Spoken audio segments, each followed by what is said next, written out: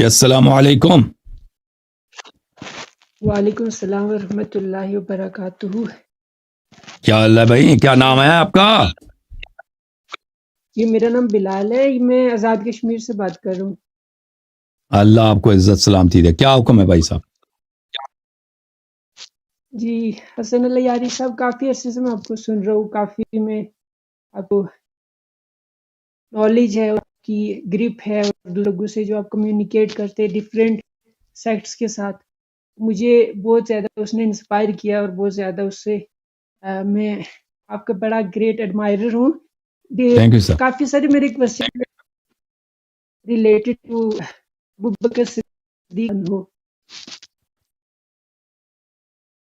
جی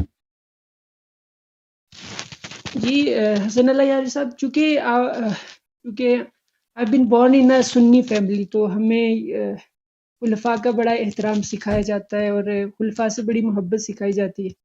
تو جو پہلی خلیفہ تھے ابوبکر صدیق، ان کے بارے میں ہم نے ہمیشہ اچھی باتیں سنی ہیں، یا جو ہمیں فیڈ کیا جاتا ہے ایز اے مسلم. تو کیونکہ بچپن سے ہم یہ سنتے ہیں کہ جو انیشیل ٹائم تھا اسلام کا، وہ سب سے زیادہ ٹف تھا، سب سے زیادہ سخت وہی تھا.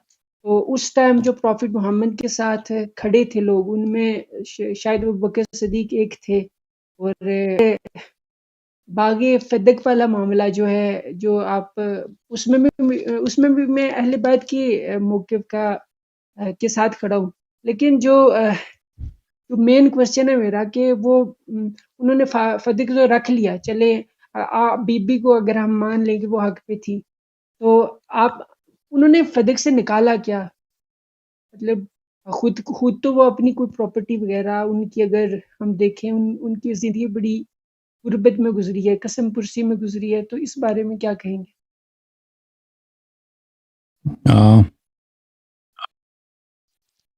آپ کسی کی دوسرے کے جائیداد پہ قبضہ نہیں کر سکتے نا. کسی دوسرے کے جائیداد پہ آپ قبضہ نہیں کر سکتے. اگر آپ کوئی دوسرے شخص دیکھیں جو وہ اس کی جگہ ٹھکانہ جاننا ہوتا ہے. میں ایک منٹ آپ کچھ حدیث دکھا دوں کہ آپ کہتے ہیں کیا ہوا، اگر قبضہ کیا تو کیا ہوا. اچھا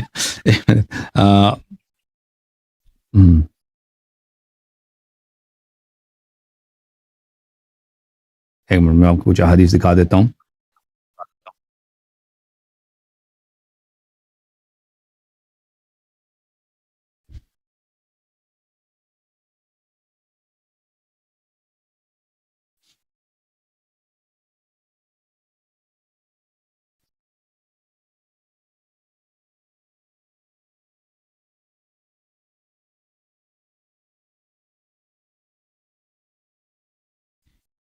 یہ کتاب ہے البخاری، صحیح بخاری، چاپ دار احیاء التراث العربی، کتاب چھپی ہے سنہ 2001 میں. یہاں پر ایک باب ما جاء فی 7 اراضین.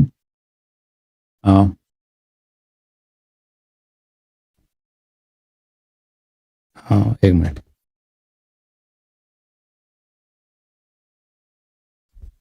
یہاں پر 7 اراضین میں جو احادیث مروی ہیں اس میں ملاحظہ فرمائی یہ حدیث 3195.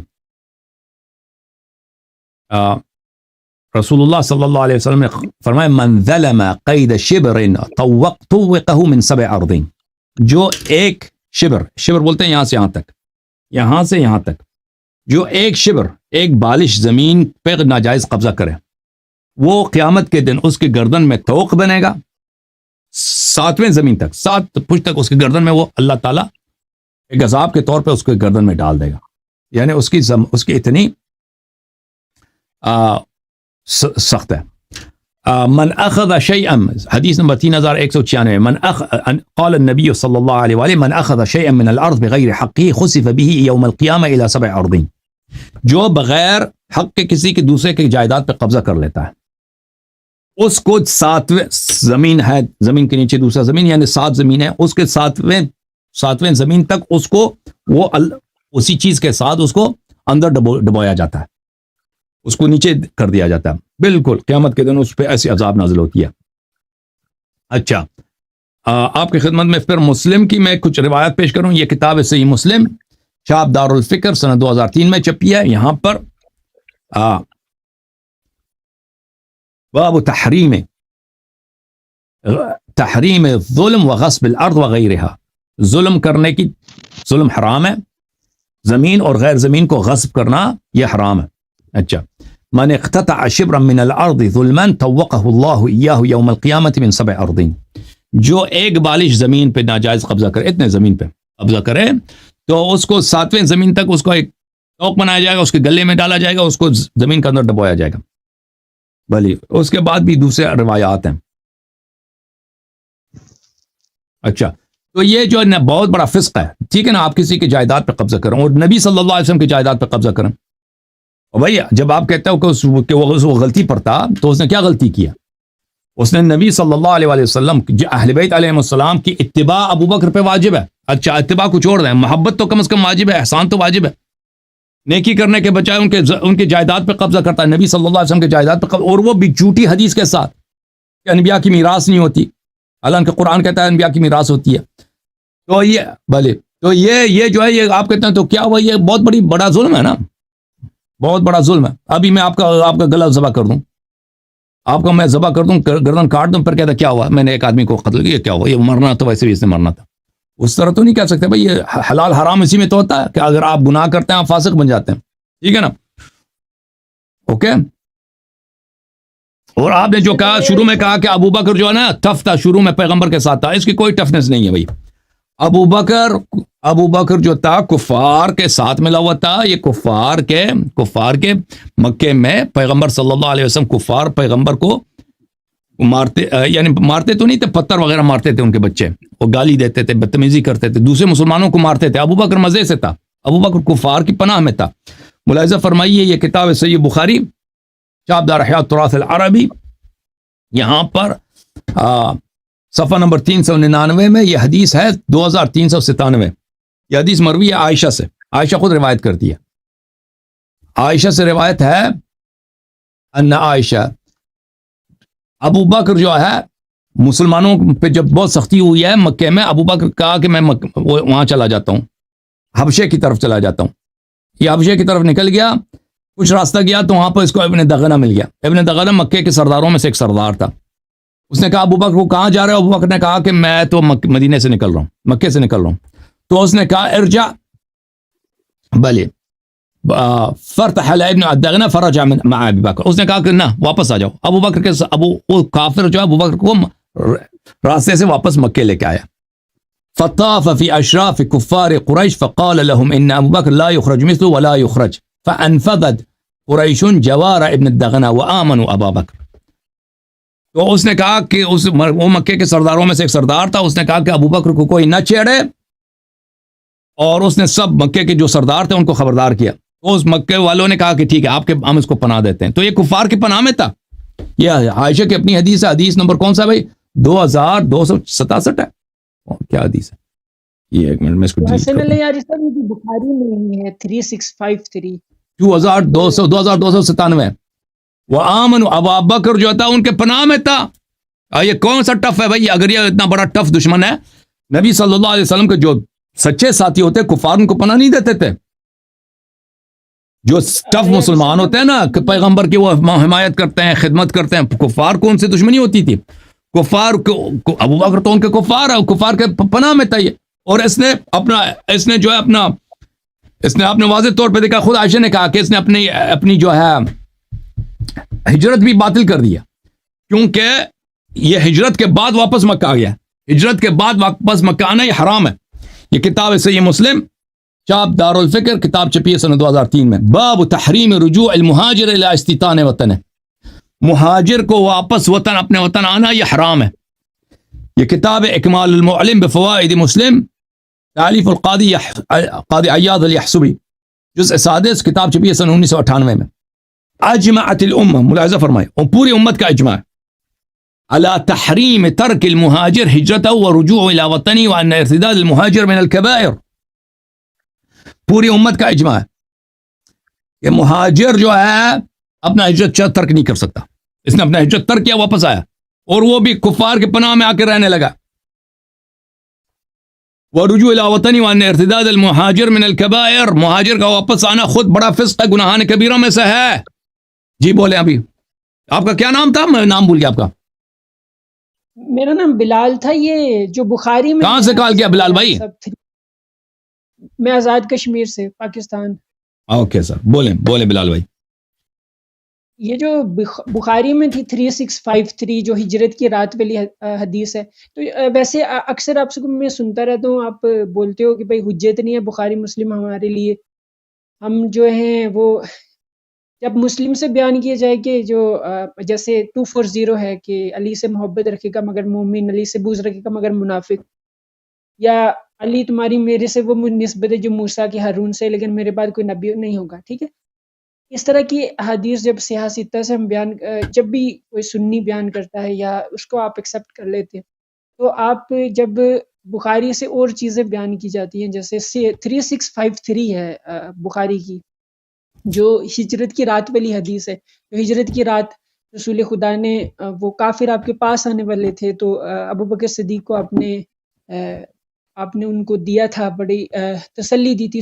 سورہ توبہ آیت 40 بھی ہے اس کے متعلق کہ اللہ تعالیٰ نے تسکین ان پہ نازل کی، آپ کے ساتھی پہ، کہ اللہ ہمارے ساتھ ہے. لا تحزن ان اللہ معنا، اگر میں رونگ نہیں ہوں. تو آپ جو ہے نا اس میں میرا جو یہاں پہ میرا جو چینل ہے نا اس میں آپ میرا مناظرہ ہوا ہے خلیل احمد صاحب پر اور بہت ہجرت کے معاملے پر. میں آپ کو دکھا دوں کہ وہ کہاں گیا. ہاں چلا گیا بھائی. 1 منٹ میں آپ کو دکھا دیتا ہوں. اگر آپ ادھر دیکھ لیں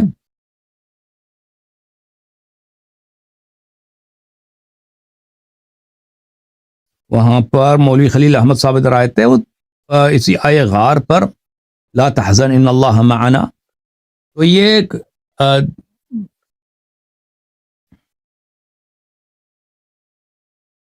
منٹ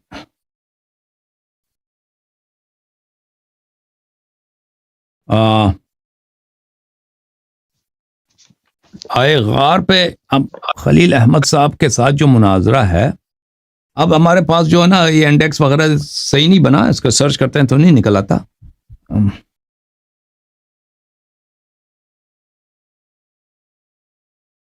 اچھا یہ آیا بھائی،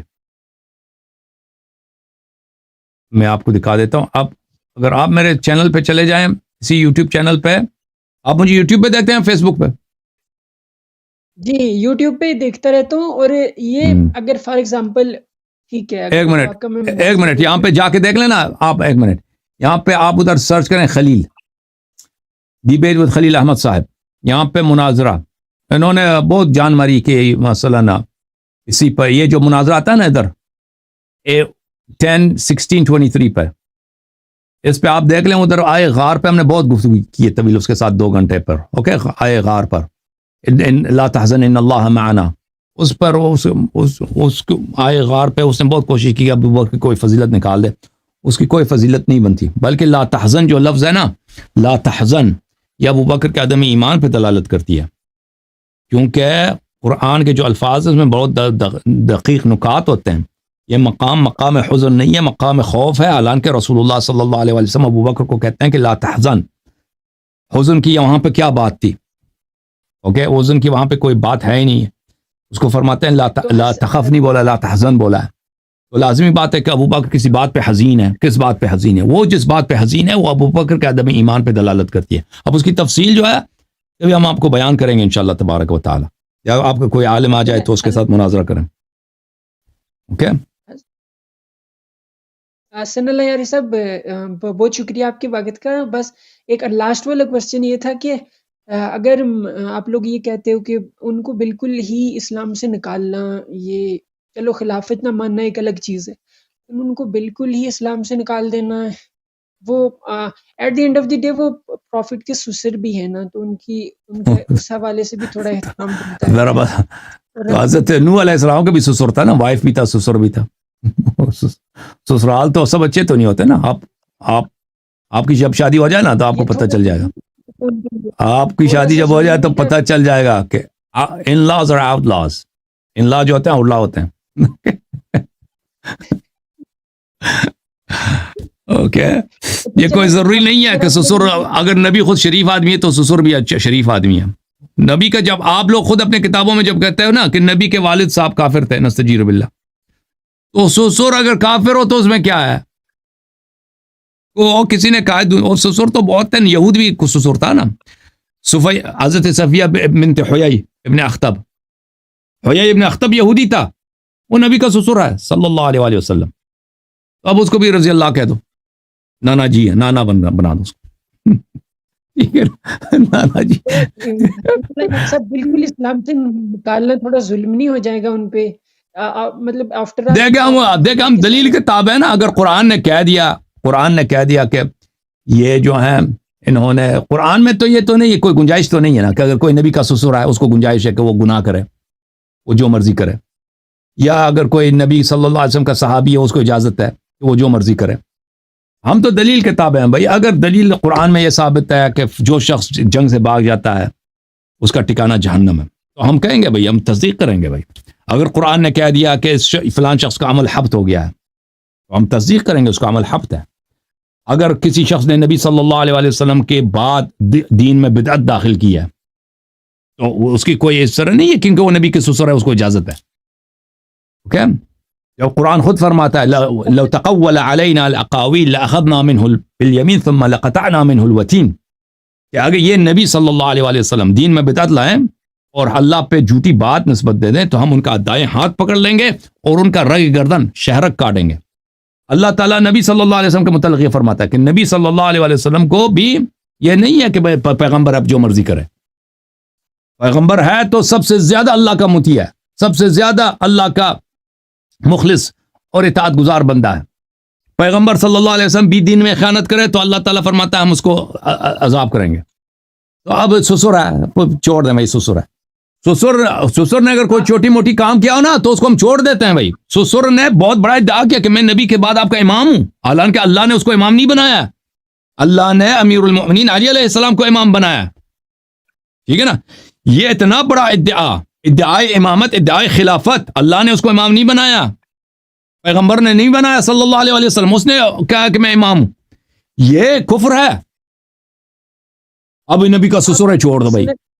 تو پھر تو حسن صاحب آپ کو میں یہ سمجھ سکتا ہوں کہ آپ لوگ مولا علی کے عاشق ہو نا، تو ایک عاشق کو تو اپنا محبوب ہی ہر جگہ نظر آئے گا. تو اگر ہم ان کی خلافت پہ مطلب جتنا بھی پروو کر لیں، آپ کہیں گے بخاری سے کچھ دیں گے، وہ آپ کہیں گے بخاری کو تو ہم مانتے نہیں ہیں، وہ ہمارے بخاری کو ہم مانتے ہیں، وہ اس کی خلافت کی دلیل لے کر چلو مان لیتے ہیں، بخاری سے لے کر ہم مان لیتے ہیں. وہ ابو بکر کی خلافت کی کوئی دلیل ہے نہیں، کوئی دلیل نہیں، بخاری میں بھی نہیں ہے. وہ جو نہیں ہے بھائی، نہیں ہے کچھ کہیں بھی نہیں. اس کی خلافت کی دلیل کہیں نہیں ہے. نہ اللہ نے اس کو خلیفہ بنایا ہے، نہ رسول صلی اللہ علیہ وسلم نے خلیفہ بنایا ہے، نہ اللہ اور رسول نے بنایا بولا ہے کہ تم میرے بعد کسی کو خلیفہ بناؤ.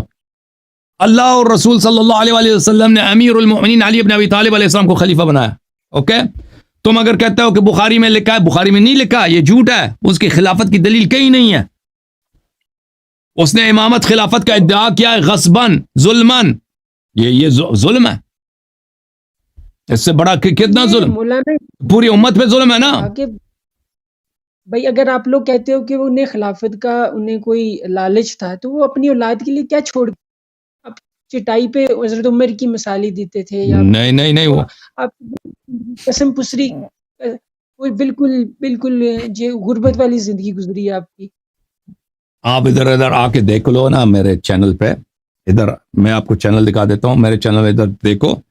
عمر خلافت کے بعد کروڑ پتی کیسے بن گیا.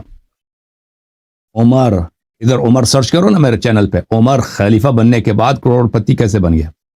اوکے، ادھر جا کے سرچ کرو. بیت المقدس میں جب آپ حضرت عمر بیت المقدس گئے تھے تو ان کی تو پھٹی ہوئی تھی قمیض، پیوند لگے ہوئے تھے. یہ سنی او بھائی اس کے پاس بڑے پیسے تھے. عمر کے پاس بڑے پیسے تھے. اب وہ جوتا مثلا زیادہ بہت سارے لوگ ہوتے ہیں اس کا ٹیسٹ نہیں ہوتا نا، پیسے ہوں بھی دنیا میں بہت سارے لوگ ہوتے ہیں، ان کے پاس پیسے آ بھی جائے نا تو وہ چپکلی کا نا یہ وغیرہ ان کا اسی پہ گزارا ہوتا ہے. ٹھیک ہے، اس کے پاس ٹیسٹ نہیں تھا لیکن اس کے پاس پیسے بڑے تھے.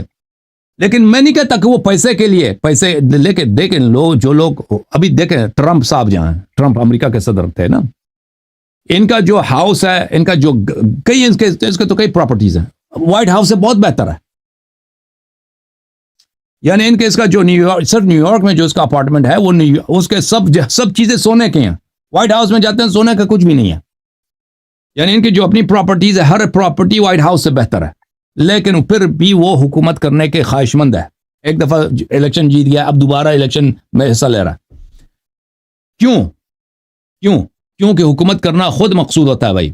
اب عمران خان جو ہے نا, عمران خان پاکستان کا وزیر اعظم تھا, وہ اس لیے وزیر اعظم تو نہیں بنا کہ اچھے اچھے کھانے ملیں گے مجھے. اس کو اچھے کھانے کی کیا پرواہ, وہ تو وزیر اعظم نہ بھی ہو تو وزیر اعظم ہو یا نہ, وہ ایک ہی جیسا کھانا کھائے گا. کھانا تو اس کا ویسا بھی اس کے پاس پیسے بہت ہیں, ٹھیک ہے نا.